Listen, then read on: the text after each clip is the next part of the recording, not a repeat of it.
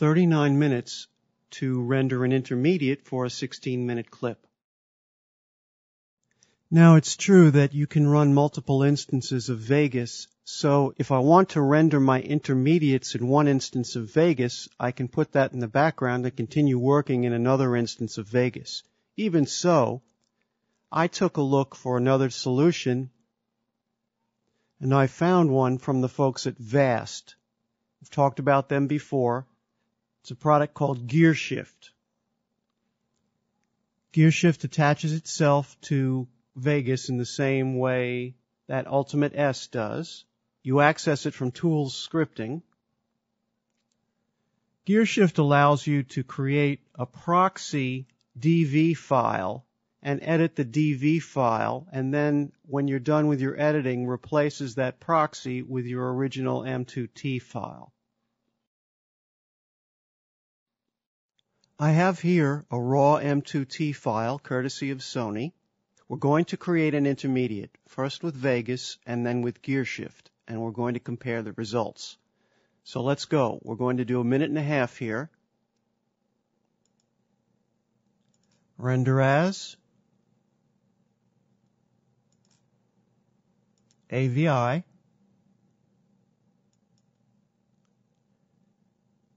1080 60i intermediate. All the defaults. Render loop region only. We're going to call it Vegas Intermediate. Here we go.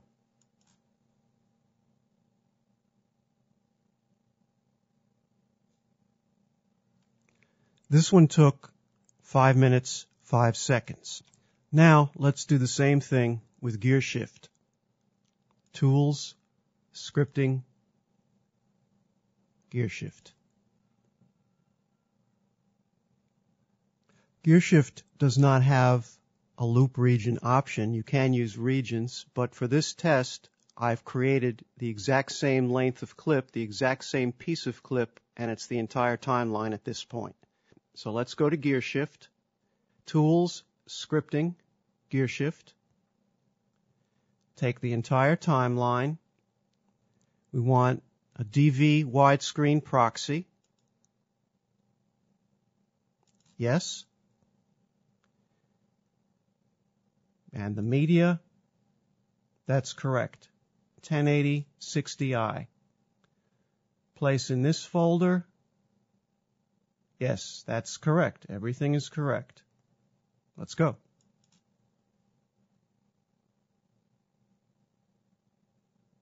Note the name is capital 0 AVI. We didn't get a chance to name it.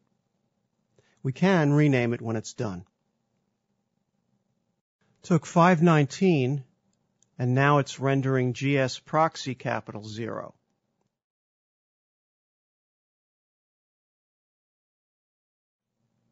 Another 343, 345. So this one took almost twice as long. The GearShift intermediate is 720 by 480.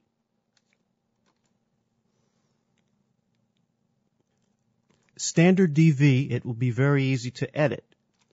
Vegas gave us a 1440 by 1080 Cineform HD intermediate. So this is in 1440 by 1080. It looks very sharp and it's playing back just fine. What do we do next? With this one, since we use the Cineform codec, we don't do anything. Nothing else is required except to render it at the end. With this one, we just replace. Let me delete this from the timeline. Make sure we're talking about the same thing. And now we're going to go back to GearShift and shift gears. Swap out the proxy, replace with the real media. One media file replaced. GearShift and Vegas, two alternatives. It's up to you. Every render is different. There's no way to predict how long a render is going to take. It's good to have options. One thing is clear. rendering times for HDV are long. However long they are for regular DV, they're exponential for HDV.